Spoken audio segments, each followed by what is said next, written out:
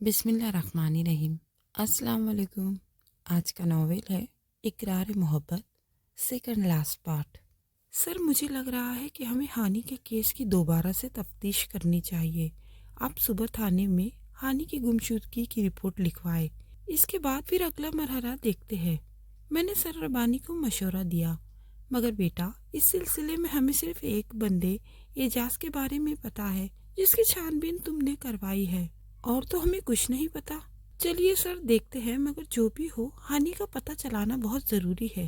ایسا نہ ہو کہ وہ کسی مشکل میں پھنسی ہو اور ہم کچھ اور ہی سمجھ رہے ہو۔ سر ربانی نے اسباب میں سر ہلایا۔ ساری رات میں ہانی کے کمرے میں بیٹھا اسے یاد کرتا رہا۔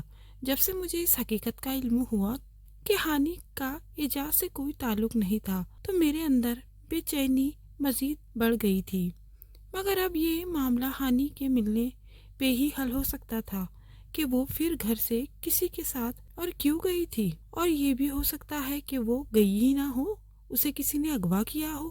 اغوا؟ مگر کیوں؟ میں نے یوں ہی لا علمی میں اٹھ کر ہانی کی چیزیں چیک کرنا شروع کی، مگر وہاں ایسی کوئی چیز نہیں تھی جو مجھے ہانی کے بارے میں کچھ بتا سکے۔ ہانی کے دوستوں کو بھی میں جانتا تھا سوائے ایک دو لڑکیوں کے، اور جن دنوں ہانی غائب ہوئی تھی تو وہ کالج میں زیادہ تر اعجاز کی اس کزن سمیرہ کے ساتھ کافی وقت گزارتی تھی۔ مجھے لگا اس سمیرہ نام کی لڑکی سے ضرور ملنا چاہیے، شاید کچھ پتہ چل سکے۔ میں نے اپنے آپ کو ایک چھوٹی سی امید کی کرن تھامتے ہوئے کہا۔ دوسرے دن میں نے اعجاز کو کال کی اور اس سے سمیرہ کا ایڈریس معلوم کرنے لگا۔ پہلے تو وہ بہانے کرتا رہا۔ جب اسے معلوم ہو گیا کہ میں ٹلنے والا نہیں ہوں تو التجائی لہجے میں بولا، انسپکٹر رندھاوا، سمیرہ میری صرف کزن نہیں بلکہ بہنوں کی طرح عزیز ہے۔ اس کے سسرال والے تھوڑے شکی مزاج اور وہمی سے ہے، اس لیے میں نہیں چاہتا کہ آپ وہاں جائیں۔ اس سے بہتر ہے کہ آپ سمیرہ سے فون پہ بات کر لیں، میں اسے سب کچھ بتا دیتا ہوں۔ میں خاموش ہو گیا۔ تھوڑی دیر بعد اعجاز نے مجھے سمیرہ کا سیل نمبر بھیج دیا۔ میں نے رات کو اسے کال کی اور ساری بات بتائی۔ وہ تھوڑی دیر خاموش رہی، پھر بولی، انسپکٹر رندھاوا، آپ مجھ سے کل میرے مما بابا کے گھر شام 5 بجے مل لیں، کیونکہ مجھے لگتا ہے کہ شاید میں فون پہ آپ کو وہ سب نہ سمجھا سکوں جو میں آپ کو کہنا چاہتی ہوں۔ اندھا کیا چاہے دو آنکھیں۔ مجھے ہانی سے زیادہ کچھ بھی پیارا نہ تھا۔ دوسرے دن میں کئی بار گھڑی کو دیکھتا، وقت گزرنے کا نام ہی نہیں لے رہا تھا۔ میرا دل کہہ رہا تھا کہ سمیرہ ضرور ہانی کے بارے میں سب کچھ جانتی ہے، وہ مجھے ضرور اس کا پتہ بتا سکتی ہے۔ آخر خدا خدا کر کے 4 بجے اور میں سمیرہ کے بتائے ہوئے ایڈریس پر پہنچ گیا۔ ملازم نے مجھے ڈرائنگ روم میں بٹھایا۔ مجھے زیادہ انتظار نہیں کرنا پڑا اور سمیرہ مجھ سے ملنے آ گئی۔ یہ کیا انسپکٹر رندھاوا، آپ نے تو صرف چائے پی ہے، کچھ بھی نہیں لیا؟ سمیرہ نے کھانے کی ٹرے کی طرف دیکھتے ہوئے شکوہ کیا۔ نہیں، بس کافی ہے مس سمیرہ، میرا خیال ہے کہ ہمیں اس موضوع پہ بات کر لینی چاہیے جس لیے میں آپ سے ملنے آیا ہوں۔ میں نے سمیرہ کا بے باک سا رویہ نظر انداز کرتے ہوئے کہا۔ ادھر دیکھو میری طرف۔ اچانک سمیرہ صوفے سے اٹھ کر میرے سامنے آ کے کھڑی ہو گئی۔ میں بھی اس کی اس حرکت پر سٹپٹا کر اس کے سامنے کھڑا ہو گیا۔ میری آنکھوں میں جھانک کے دیکھو، میں شادی کے بعد کتنی خوش ہوں۔ بلا کسی خوف میرے طرف دیکھتے ہوئے کہا، کیا مطلب ہے آپ کا؟ مگر تمہیں ان باتوں سے کہاں دلچسپی ہوگی، کیونکہ تمہیں تو ہمیشہ اس خانی کا جنون سوار تھا۔ تمہیں کسی کے جذبے کی کیا پرواہ؟ سمیرہ کا رنگ غصے سے متغیر ہو چکا تھا۔ تمہیں پتا ہے میں نے ہمیشہ تم سے محبت کی تھی، لیکن جب بھی میں نے تمہارے قریب آنے کی کوشش کی، وہ خانی کمینی چھلانگ لگا کر ہمارے درمیان آ جاتی اور تم مجھے نظر انداز کر کے اس کا ہاتھ پکڑتے اور اس کے ساتھ چلے جاتے۔ سمیرہ کے انکشافات میرے لیے کسی دھماکے سے کم نہ تھے۔ تو تم نے ہانی کے ساتھ کچھ غلط تو نہیں کیا؟ اپنی رقابت کے جذبے سے مجبور ہو کر میں نے اپنے اندر کے شک کو زبان سے کہہ دیا۔ ہانی؟ وہ بے اختیار اونچا اونچا ہنسنے لگی، جیسے اس پہ جنونی دورہ پڑ گیا ہو۔ نہیں، میں نے اس کے ساتھ کچھ نہیں کیا، اس نے خود ہی اپنے ساتھ کیا جو کیا۔ وہ ایک پاگل اور بیوقوف لڑکی تھی۔ کیا ہانی نے میرا دل خوف اور دہشت سے زور زور سے دھڑکنے لگا۔ وہ مجھ سے کہتی تھی کہ اسے سمران سے محبت ہے اور وہ میری محبت سے شادی کرنا چاہتی ہے، اور اسے لگتا تھا کہ تم اس سے محبت نہیں کرتے، اس لیے مجھ سے ایسے طریقے پوچھتی رہتی تھی جس سے تم انسپیکٹر رندھاوا ہانی کے سامنے گھٹنوں کے بل جھک کر اپنی محبت کا اظہار کر سکو۔ اور میں اس بے وقوف کو بس مشورے ہی دیتی تھی، عمل وہ خود ہی کرتی تھی۔ پاگل لڑکی، اسے پتا ہی نہیں تھا کہ میں تو اسے سمران رندھاوا کی زندگی سے بہت دور پھینکنے کی پلاننگ کر رہی ہوں، اتنے دور کہ پھر اس چڑیل کا سایہ بھی تم پہ نہ پڑ سکے، اور اس کے بعد نہایت ہی آسانی سے میں تمہیں اپنا بنا لیتی۔ وہ آہستہ آہستہ رک رک کر بول رہی تھی۔ سمیرہ جلدی بتاؤ، تم نے ہانی کے ساتھ کیا کیا؟ میرا دل ڈوب رہا تھا۔ نہیں انسپیکٹر، آپ غلط کہہ رہے ہیں، میں نے اس کے ساتھ کچھ نہیں کیا، میں نے اسے صرف تم سے دور کیا اور اعجاز سے جھوٹی محبت کا ڈرامہ رچانے کو کہا، اور وہ مان گئی۔ پر پھر اس کے باپ کو اس بات کا پتہ چل گیا، اور اس سے پہلے کہ ہمارا راز کھلتا میں نے اس سے کہا کہ اپنے بابا کو بتا دو کہ اعجاز ان کے دشمن کا بیٹا ہے۔ اس طرح 2-3 دن گھر میں ٹینشن ہوگی اور پھر ساری بات سامنے آ جائیں گی۔ لیکن اس کے باپ نے تو ایک الگ ہی کام کر دیا، وہ اپنا سارا خاندان اکٹھا کر کے ہانی کا نکاح تم سے کروانا چاہتا تھا۔ مجھے بجلی کی طرح جھٹکا لگا۔ مجھ سے نکاح؟ اس پاگل نے بہت ہی خوشی سے مجھے یہ خبر سنائی تھی کہ اس کے بابا جان میرا اور سامران کا نکاح کروا رہے ہیں تاکہ میں آئندہ اس قسم کی حرکتیں نہ کروں جو اعجاز سے محبت کا ڈرامہ کر کے کی تھی، اور میرا شکریہ ادا کر رہی تھی۔ بے وقوف، میں نے تو یہ سب اسے تمہارے دل سے دور کرنے کے لیے کیا تھا، مگر یہ سب تو الٹا ہو گیا تھا۔ اب مجھے جلدی کچھ نہ کچھ کرنا تھا ورنہ سب ختم ہو جاتا۔ تو پھر کیا کیا تم نے؟ میں نے ایک لڑکی کو پیسے دے کر اس ڈرامے کے لیے تیار کیا، اور وہ لڑکی پیسوں کے لالچ میں ہانی کے پاس گئی اور خود کو تمہاری محبت ظاہر کیا، جو کہ ہانی کو پتہ نہیں تھا، اور پوری اداکاری کر کے اسے اچھی طرح یقین دلایا کہ سمران بھی اس سے محبت کرتا ہے اور بہت جلدی وہ اس لڑکی سے شادی کرنے والا ہے۔ اور وہ بے وقوف اس کی باتوں میں آ گئی اور اپنے بابا کے سامنے جھوٹ بول کر اور جھوٹ کہا کہ وہ صرف اعجاز سے محبت کرتی ہے اور اسی سے شادی کرنا چاہتی ہے، اور تمہاری شادی سے انکار کر دیا۔ ربانی سر نے بات دبا لی، اور اس ڈرامے کے تحت کئی ہانی واقعی اعجاز سے شادی نہ کر لے، اپنے بھتیجے کو امریکہ سے بلایا اس سے ہانی کی شادی کے لیے، اور ہانی بری طرح پھنس گئی۔ پھر اس نے مجھ سے مشورہ مانگا تو میں نے اسے مشورہ دیا کہ وہ اعجاز کے نام خط لکھ کر گھر سے بھاگ جائے، اور واقعی وہ بھاگ گئی۔ سمیرہ نے نہایت صفائی سے بات ختم کر کے کہا، میرا دل چاہا کہ ایک زناٹے دار تھپڑ اس کے منہ پر رسید کروں۔ جو کچھ اس نے کیا کم سے کم احساس تو ہو اسے اس غلطی کا۔ مگر انسپیکٹر رندھاوا، ہانی تو چلی گئی، پتہ نہیں زندہ بھی ہے یا مر گئی۔ تم کیوں اس کی فکر میں دبلے ہوئے جا رہے ہو؟ میں ہوں نا تمہارے پاس، صرف ایک اشارہ کر دو، اپنا سب کچھ چھوڑ کر تمہارے قدموں میں عمر گزارنے آ جاؤں گی۔ سمیرہ نے میرے قریب آ کر میرے گلے میں باہیں ڈال کر سرساری سے جھومتے ہوئے کہا، پیچھے کرو اپنا ہاتھ۔ میں نے اسے جھٹکا دے کر پرے ہٹایا۔ مجھے تم جیسی گھٹیا، ذلیل اور کمینی عورت کا ساتھ تو کیا شکل دیکھنی بھی گوارا نہیں۔ میں غصے میں شدید کانپ رہا تھا، میرا دل چاہ رہا تھا اس کا گلا دبا دوں۔ As you wish my dear, مگر جب غصہ اترے تو میری آفر پر ٹھنڈے دل اور دماغ سے غور کرنا۔ میں نے اس کی بات سنی انسنی کر کے تیزی سے باہر نکل آیا۔ اف میرے خدایا، ہانی کیا کیا تو نے؟ کہاں چلی گئی تم؟ اور پھر ساری زندگی ایک بار پھر مجھ سے ملنے کی کوشش نہ کی۔ میں نے بہت دنوں بعد گاڑی میں سی ڈی پلیئر آن کی اور اپنی پسندیدہ شاعری سننے لگا جو ایک بار ہانی نے مجھے سینڈ کی تھی۔ وہ سیراب سا تھا یا شراب سا تھا، وہ میرے لیے تو خواب سا تھا، جو بھی تھا، پر یہ تو طے ہے کہ تمام عمر میری آنکھ سے اسے جی بھر کے دیکھنے کی حسرت نہ گئی، اس کے دیدار کا خمار نہ گیا، اس کی بے رخی نہ گئی، میرے دل سے اس کا پیار نہ گیا۔ پتہ نہیں کتنی بار ریورس کر کر کے میں نے اسے سنا۔ گھر پہنچ کر بھی میرا دل اور دماغ کنٹرول میں نہ تھا، اس لیے یہی بہتر سمجھا کہ سو جاؤں۔ ابھی یہ سوچ ہی رہا تھا کہ سر ربانی کی کال آ گئی۔ سمران بیٹا، ہانی کا پتہ چل گیا ہے، وہ امریکہ میں ہے اپنی پھپھو کے پاس۔ سر ربانی نے انکشاف کیا۔ सर रबानी की कॉल के बाद मेरे लिए घर पर रुकना नामुमकिन हो गया था। मैंने गाड़ी निकाली और उनके बंगले पर पहुंच गया। सर रबानी अपने कमरे में इसी चेयर पर बद्जमान थे। मुझे देखते ही मेरे आने की वजह जान गए और बगैर मुझसे कोई सवाल किए अपना सेल मेरी तरफ बढ़ा दिया। मैंने सेल की चमकती स्क्रीन पर नज़र डाली। हानि ने सर को व्हाट्सएप मैसेज किया था, बाबा जानी अस्सलाम वालेकुम। सबसे पहले आपसे अपने रवैये की माफ़ी मांगती हूँ। मुझे पता है कि बहैसियत बेटी मुझे ये सब नहीं करना चाहिए था, लेकिन बाबा जानी यकीन करें, मैं जिन हालात से गुजर रही थी मुझे कुछ पता नहीं चल सका था कि मैं क्या करूँ। मुझे इस वक्त जो ठीक लगा मैंने किया। मैं पहले 2-3 माह दादी के पास रही और फिर दादी ने मुझे यहाँ अमेरिका में छोटी फूफू के पास भेज दिया। बाबा जानी दादी और फूफू आपको सब बताना चाहती थी, लेकिन मैंने इन सबको मना कर दिया और साथ धमकी भी दी, अगर किसी ने भी मेरे बारे में आपसे कोई बात की तो मैं यहाँ से भी चली जाऊंगी।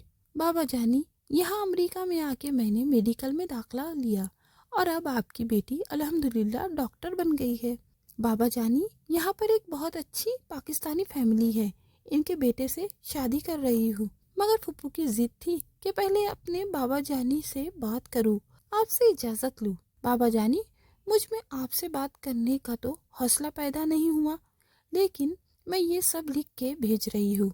साथ में इस लड़के की तस्वीर भी है। मुझे अपनी राय के बारे में ज़रूर आगाह कर दीजिएगा और हो सके तो पिछली तमाम गलतियों के लिए मुझे माफ़ कर दे। मामा जानी को मेरा बहुत सारा प्यार और सलाम कहिएगा। फ़कत आपकी बेटी हानि। मैंने मैसेज पढ़ने के बाद मोबाइल सर के नज़दीक टेबल पर रखा और बेजान कदमों से आहिस्ता आहिस्ता चलकर कमरे की तरफ चल दिया। कमरे का लॉक खोलकर मैंने जूते उतारे बगैर ही बेड पे सीधा ढेर हो गया। दिल पे बेहद बोझ था। जहन में यूं लग रहा था जैसे तूफान आ गया हो। ये किस्मत बार बार मुझसे कैसा मजाक कर रही थी। मुझे इतनी उम्मीद दिलाकर एकदम फिर उम्मीद का दामन मेरे हाथ से छीन लिया था। मैं एक बार फिर आसमान से ज़मीन पर आकर गिरा था, वो भी मुंह के बल। हानि के सारे मैसेज में एक बार भी कहीं मेरा नाम तो दूर कहीं जिक्र भी नहीं था और मैं यहाँ दिन रात पागलों की तरह उसे तलाश कर रहा था और वो वहाँ किसी और के साथ नई जिंदगी की शुरुआत करने वाली थी। लाख चाहने के बावजूद पहली बार आँख से आंसू ज़बरदस्ती बह गए थे। काश मेरे बस में होता तो मैं इतनी ज़ोर से चीखता कि मेरे बुलाने की आवाज़ हानि तक जा सकती थी और इसे पता चलता कि कोई इससे कितनी मोहब्बत करता है। मगर उसने तो एक बार मुझसे बात तो दूर मैसेज करना भी गवारा न किया और खुद अपनी ज़िंदगी का इतना बड़ा फैसला कर लिया। पता नहीं रात का वो कौन सा पहर था जब उस घर के खानदानी नौकर गुलाम अली उर्फ मेरे कमरे का दरवाज़ा ज़ोर ज़ोर से खटखटाना शुरू किया। मेरे बाहर निकलने पे पता चला कि सर रबानी की तबीयत बहुत ख़राब है और वो अपने कमरे में बेहोश हो चुके हैं। मैं तेज़ी से भागता हुआ उनके कमरे की तरफ गया। हम दोनों ने मिलकर सर को गाड़ी में सवार किया और पता नहीं मैं कितनी स्पीड से गाड़ी दौड़ाता नहीं बल्कि उड़ाता हुआ अस्पताल पहुंचा।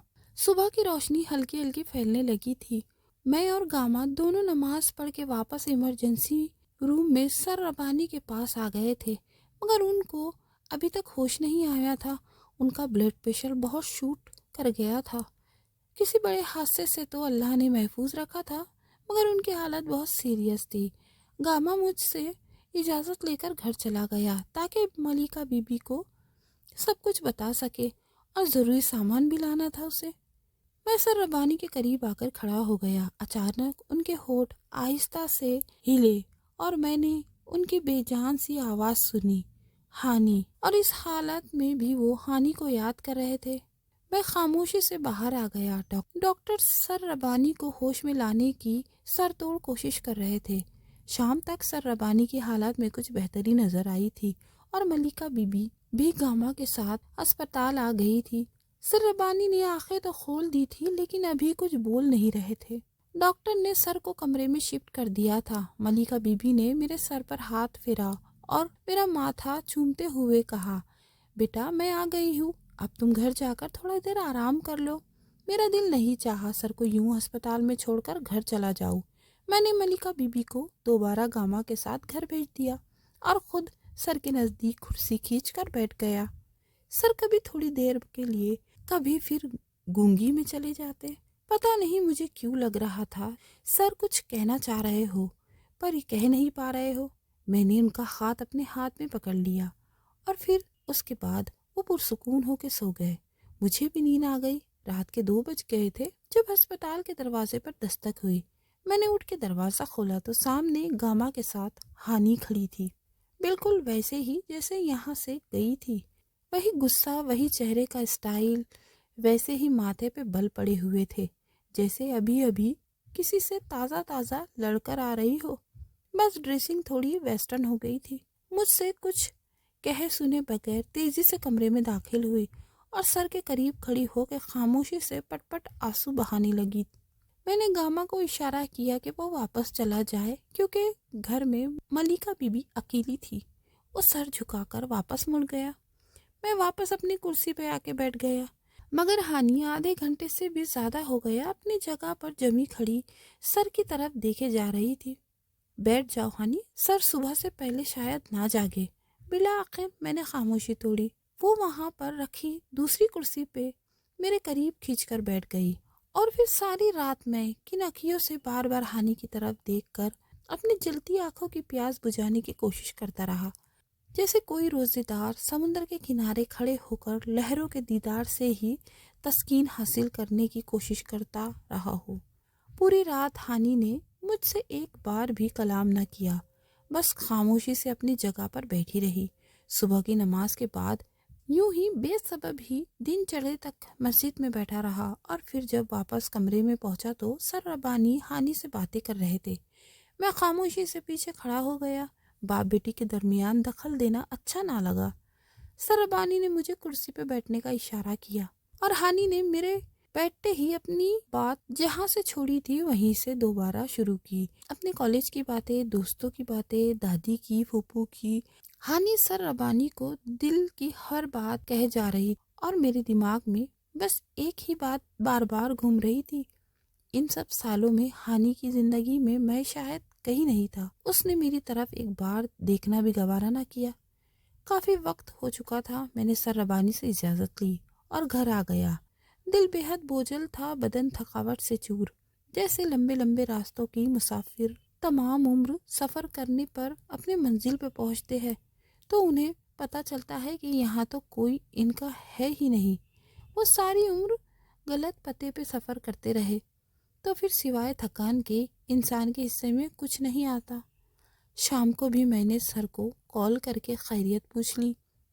دل وہاں جانے کو نہیں چاہ رہا تھا۔ ایک عجیب سی اداسی، بے بسی، بے ساری سی تاری تھی۔ گھر پہنچا تو اماں نے میرے پسند کے شامی کباب اور ابلے ہوئے چاول بنائے تھے۔ کھانا کھانے کے بعد میں اماں سے سر ربانی کی باتیں کرتا رہا۔ جب انہیں ہانی کے بارے میں بتایا تو وہ ضد کرنے لگی کہ مجھے بھی ہانی سے ملوا لاؤ۔ میں مجبوراً انہیں ساتھ لے کر ہاسپٹل پہنچا۔ ہانی کا تو پتہ نہیں لیکن سر ربانی مجھے دیکھتے ہی کھل اٹھے تھے۔ ہانی سے ملنے کے بعد اماں سر ربانی کی خیریت پوچھنے لگی تھی۔ کہاں تھے صبح سے؟ میں صبح سے تمہارا ویٹ کر رہی ہوں، ہانی نے شکوہ کرتے ہوئے کہا۔ میرا ویٹ کیوں؟ کوئی کام تھا؟ کال کر لیتی۔ مجھے اس کے بے تکلفانہ مخاطب کرنے پر کافی حیرت ہوئی، جیسے وہ رات سے منہ سجا کے بیٹھی ہوئی تھی۔ مجھے تو ایک بار بھی ہمت نہیں ہوئی کہ اس سے کوئی بات کروں، جیسے مجھے اپنا نمبر، ایڈریس سب کچھ دے کر گئے تھے تم۔ بے وقت ضرورت استعمال کر لوں، وہ تن کر بولی۔ ایک رتی برابر بھی مزاج نہیں بدلا تھا محترمہ کا تو سر سے لے لیتی۔ ویسے ایسا کیا ایمرجنسی کام تھا؟ میں نے حیرت سے پوچھا۔ اس نے گھور کے میری طرف دیکھا اور میرا بازو پکڑ کر بولی، چلو میرے ساتھ، اور میں منہ بنا کر اس کے ساتھ چل دیا۔ اس نے گاڑی کا فرنٹ ڈور کھولا اور پہلے مجھے اس کے اندر دھکا دیا اور پھر خود ڈرائیونگ سیٹ سنبھال لی۔ دوپٹہ تو پہلے بھی کم ہی لیتی تھی، اب تو اس جھنجھٹ سے ہی خود کو آزاد کر لیا تھا۔ جینز کے ساتھ پنک شرٹ پہنے وہ مشرق میں کوئی مغربی ریاست کی شہزادی لگ رہی تھی۔ بائی دا وے، ہم جا کر آئے ہیں؟ میں نے حیران ہو کے پوچھا۔ ہانی نے اپنے براؤن بالوں کو چہرے سے ہٹا کر ایک طرف کیا اور میری طرف کھا جانے والی نظروں سے دیکھا اور کہا، جہنم میں۔ اچھا، تو جہنم میں سیدھا جائیں گے یا راستے میں کہیں اسٹے کریں گے؟ لو، کر لیا اسٹے، उतरो गाड़ी से नीचे, हानि ने सड़क के एक तरफ गाड़ी रोकते हुए कहा। हानि, क्या बात है, इतनी दूर क्यों लाई हो मुझे? क्या काम है वही बता देती, मैंने तंग आकर कहा। नहीं, ये बात बड़ों के सामने करने वाली नहीं थी, वो मुंह बनाकर बोली। हानि ने मेरे तरफ देखे बगैर कहा, कौन सी बात? मुझे अब इस सस्पेंस से कुफत होने लगी थी। तुम्हारी शादी हो चुकी है इंस्पेक्टर समरान रंधावा? हानि ने मेरी तरफ रुक करके पूछा। नहीं, मुझे इस सवाल पे काफ़ी हैरत हो रही थी। तो क्या आप मुझसे शादी करना पसंद फरमाएंगे? हानि ने बड़े सुकून से कहा। मेरे बदन में जैसे करंट दौड़ने लगा। शादी तुमसे यूं? ऐसी भी क्या इमरजेंसी है? हम घर जाकर बड़ों के सामने बात कर लेते हैं। मुझे फौरन तौर पर इससे अच्छा जवाब कोई और याद ना आया। मुझे सिर्फ हाँ या ना में जवाब दे बस। हानि ने तहमकाना लहजे में कहा। हाँ, मैंने इस डर से फौरन कह दिया कि कहीं ये अपना इरादा बदल ही ना ले। तो ठीक है, कल सुबह 10 बजे हमारी शादी है। तुम 9 बजे कोर्ट पहुंच जाना, मैं वहीं पहुंच जाऊंगी। 10 बजे हमारा निकाह हो जाएगा, और हाँ, गवाह भी साथ लेकर आना। मगर हानि, सर रबानी अभी हॉस्पिटल में है, इनको पता चलेगा तो क्या कहेंगे वो? इस तरह कोर्ट में जाके शादी? मुझे तो कुछ समझ नहीं आ रहा। वो अब बिल्कुल ठीक है और सुबह घर आ जाएंगे। और आखिरी बात, कल मेरे साथ शादी करनी है तो कोर्ट आ जाना, क्योंकि परसों मेरी फ्लाइट है और मैं वापस अमेरिका चली जाऊंगी। हानि ने डोक-टोक अल्फाज में कहा। मैं खामोश हो गया। रात भर मैं सोचता रहा, ये लड़की खुद भी मरेंगी और मुझे भी मरवाएंगी। जब सर रबानी को इस बारे में पता चलेगा तो वो क्या सोचेंगे मेरे बारे में? सोच सोच के 2 किलो खून खुश हो चुका था मेरा। हर रात की सुबह होती है, और इस रात की सुबह भी हो गई। मैं अजीब कश्मकश में मुब्तला था। सर रबानी को कॉल की, वो अस्पताल से डिस्चार्ज हो चुके थे और घर आ गए थे। 8 बजने वाले थे। मैंने अपना बेहतरीन सूट पहना, अपने भरोसे के 3 बंदों को साथ लिया और कोर्ट पहुंच गया। ठीक 9:30 बजे हानि भी आ गई, मगर एक बड़ा सा अबाया लपटे, चेहरे पर नकाब डाल रखा था। उफ मेरे खुदा, अब ये क्या ड्रामा करेंगी यहाँ? मुझे सच में हानि के इरादों से खौफ आने लगा था।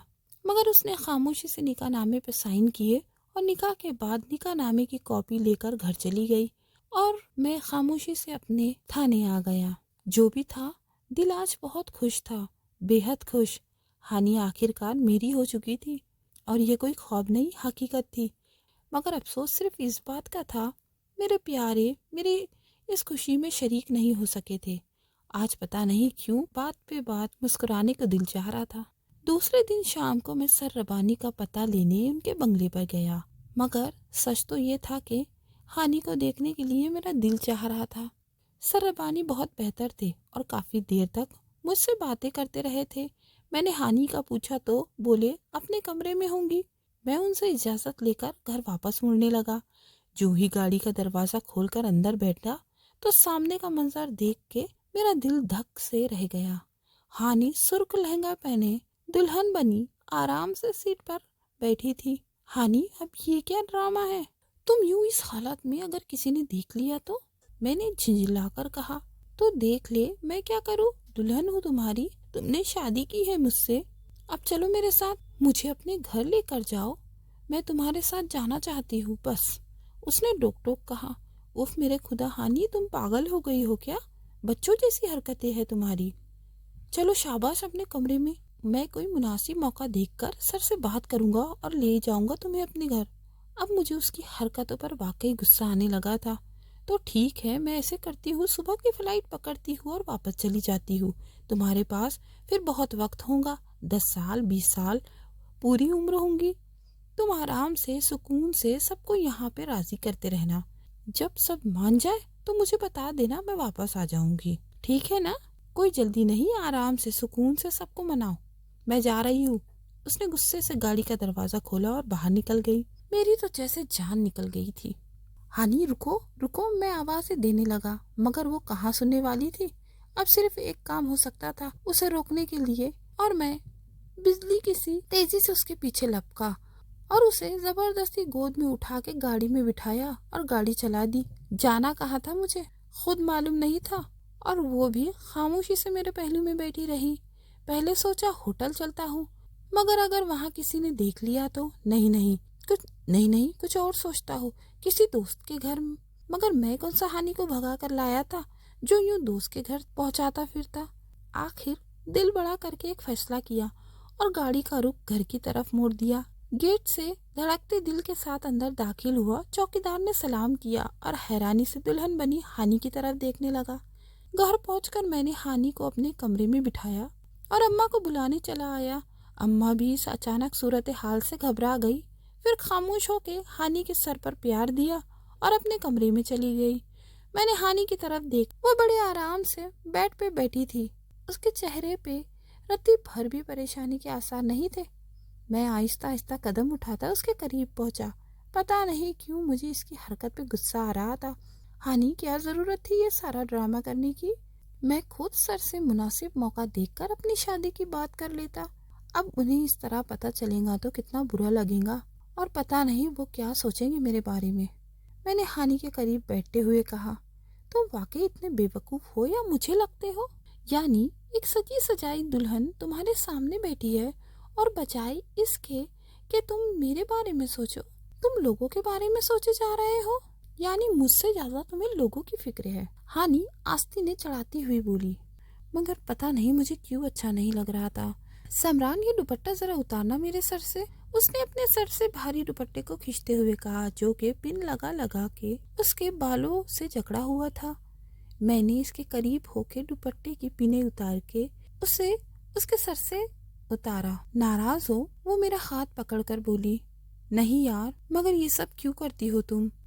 یوں سب کو پریشان کر کے رکھ دینا۔ مجھے ہی بتا دیتی کہ مجھے تمہارے پاس آنا ہے تو میں اماں کو ہی بتا دیتا۔ اب وہ دیکھو کتنی پریشان ہو گئی ہے۔ اچھا سوری، آج کے بعد کوئی الٹی سیدھی حرکتیں نہیں کروں گی، بلکہ تمہیں بتا کر ساری الٹی سیدھی حرکتیں کیا کروں گی۔ اب خوش؟ چلو اب مجھے گھر چھوڑ دو، وہ مسکراتے ہوئے بولی۔ کیا گھر؟ اب تو جو ہوگا صبح دیکھا جائے گا، اب تو تم کہیں نہیں جانے والی۔ میں نے ہانی کی نازک کمر کو اپنی گرفت میں لیتے ہوئے کہا۔ برسوں سے ترسی پیاسی زمین پر محبت کی پہلی بارش برسنے والی تھی، اور میں محبت کی ان گھٹاؤں کو برسنے سے پہلے ہی واپس کیسے جانے دوں؟ صبح وہ میرے بیدار ہونے سے پہلے ہی گھر واپس جا چکی تھی۔ مجھے بے حد غصہ آ رہا تھا کہ یہ کیا ڈرامہ ہے، جب دل چاہا چلی آئے اور جب دل چاہا واپس چلی گئی۔ میں نے غصے سے 3-4 دن تک کوئی رابطہ نہیں کیا۔ 5واں دن سر ربانی کی کال آئی کہ ہانی واپس امریکہ جا رہی ہے اور تم گھر آ کر اس سے ملو اور اسے ایئرپورٹ پر چھوڑ دو۔ میری جان نکل گئی، سارے کام چھوڑ کر میں وہاں بھاگا تو وہ واقعی اپنا سامان باندھ کر تیار بیٹھی تھی۔ میرا دل چاہا ایک زوردار تھپڑ اس کے منہ پر دے ماروں، جس نے محبت کو ڈرامہ بنا کر رکھا تھا۔ یہ کیا ہے ہانی؟ اب کہاں جا رہی ہو تم؟ مجھے شدید غصہ آ رہا تھا۔ واپس؟ وہ بڑے اطمینان سے بولی۔ کیوں، کوئی وجہ؟ کیونکہ آپ کو تو ہماری نہ کوئی پرواہ ہے اور نہ کوئی فکر، اس لیے سوچا ایسی جگہ رہنے سے کیا فائدہ جہاں کسی کو ہماری ضرورت ہی نہ ہو۔ اب یہ کیا پاگل پن ہے ہانی؟ ہم نے شادی کی ہے، تم میری بیوی ہو۔ 1 منٹ، ہم نے نہیں، میں نے شادی کی ہے، وہ بھی زبردستی، ورنہ شاید وہ بھی نہ ہوتی۔ ہانی بڑے آرام سے بولی۔ چلو ٹھیک ہے، مگر اب سب کچھ ویسے ہی تو کیا جیسا تم چاہتی تھی۔ مسٹر سمران، اسے آپ شادی کہہ رہے ہیں؟ شادی نہیں بلکہ ایک سمجھوتا ہے۔ اس دن سے ایک بار بھی تم نے مجھ سے کہا کہ تمہیں مجھ سے محبت ہے یا تم مجھ سے پیار کرتے ہو؟ اور اگر میں تمہیں نہ ملی، اگر میں تمہیں چھوڑ کر بھی چلی گئی تو تم میرے بغیر مر جاؤں گے اور زندہ نہیں رہوں گے؟ بتاؤ مجھے، ایک لفظ بھی تم نے کہا؟ میری ہنسی چھوٹ گئی۔ ہانی، تم بالکل بھی نہیں بدلی۔ اتنا عرصہ گوروں کے وطن میں رہنے کے باوجود تمہاری وہی حرکتیں ہیں۔ میں نے ہنستے ہوئے اسے کہا۔ اڑا لو میرا مذاق، جب میں چلی جاؤں گی تو پھر دیکھنا کیسے یاد آؤں گی تمہیں۔ وہ آنکھوں میں آنسو لاتے ہوئے بولی۔ I love you, I love you so much honey. تم میری محبت نہیں، میری زندگی ہو، میرا چین، میرا سکون، میرا سوچ، میرا خیال، سب کچھ ہو۔ اور اگر اب تم مجھ سے دور ہو گئی تو سچ میں مر جاؤں گا۔ میں نے اس کے گلابی ہونٹوں کو چھوتے ہوئے کہا۔ سچی؟ وہ خوشی سے اچھل پڑی۔ آئی لو یو ٹو۔ پتہ ہے میں نے پوری زندگی اس لمحے کا انتظار کیا ہے جب تم یہ لفظ مجھ سے کہو گے۔ تمہارے ہونٹوں سے اقرار محبت سننے کے لیے کتنی دعائیں کی ہے میں نے، کتنا رو رہی تھی میں تمہارے لیے، ہر لمحہ تڑپتی رہی ہوں میں پھر کہیں جا کر ملے ہو تم مجھے۔ اور وہ میرے گلے سے رکھ کر رو رہی تھی۔ چلو آؤ میرے ساتھ، وہ اپنے آنسو صاف کرتے ہوئے بولی اور مجھے بازو سے پکڑ کر سر ربانی کے کمرے میں لے گئی۔ مگر سر کمرے میں نہیں تھے، شاید وہ نیچے تھے۔ ہم دونوں سیڑھیاں اتر کر نیچے آئے تو ہال کی لائٹ ایک دم روشن ہو گئی اور ہمارے اوپر گلاب کے پھولوں کی پتیاں برسنے لگی۔ اف، اتنے سارے لوگ جمع تھے نیچے، سر ربانی، ملیکہ بی بی اور اماں۔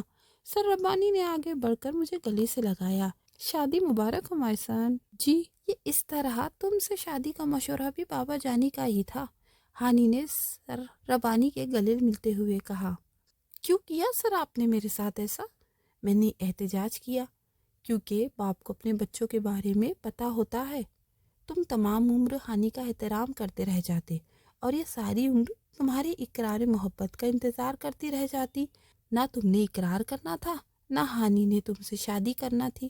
اس مسئلے کا اس سے بہترین حل اور میرے پاس نہیں تھا۔ سر ربانی نے خوشی سے ہم دونوں کو گلے لگاتے ہوئے کہا۔ ہانی، چلو تیار ہو جاؤ، دلہن ایسے لباس میں اچھی نہیں لگتی۔ پھر رخصتی بھی تو کرنی ہے تمہاری، دولہے والے زیادہ دیر انتظار نہیں کریں گے۔ ملیکہ بی بی ہانی کو بازو سے پکڑ کر لے گئی۔ تھینکس سر، میں نے تہہ دل سے سر ربانی کا شکریہ ادا کیا۔ سر نہیں بابا جانی، اب تو تم یہ کہہ سکتے ہو۔ سر ربانی نے میرا ماتھا چومتے ہوئے کہا۔ جی تھینکس بابا جانی۔ سمران بیٹا، پتہ نہیں مجھے کیوں ایسا لگ رہا ہے کہ مجھے پروفیسر سبحان کی دعا لگی ہے۔ ہم نے کوشش کر کے ان کی بیٹی ان سے ملا دی اور بدلے میں قدرت نے میری بیٹی مجھے لوٹا دی، ورنہ شاید میں ساری عمر ہانی کی شکل دیکھنے کے لیے ترس جاتا۔ جی بابا جانی، سچ کہہ رہے ہیں آپ۔ دلوں سے نکلی ہوئی دعائیں اکثر بچھڑے ہوئے دلوں کو معجزانہ طور پر ملا دیتی ہے۔ ختم شدہ۔ اگر آپ کو ناول پسند آئی تو پلیز لائک اور شیئر کریں اور ہمارے چینل کو سبسکرائب کریں۔ اللہ حافظ۔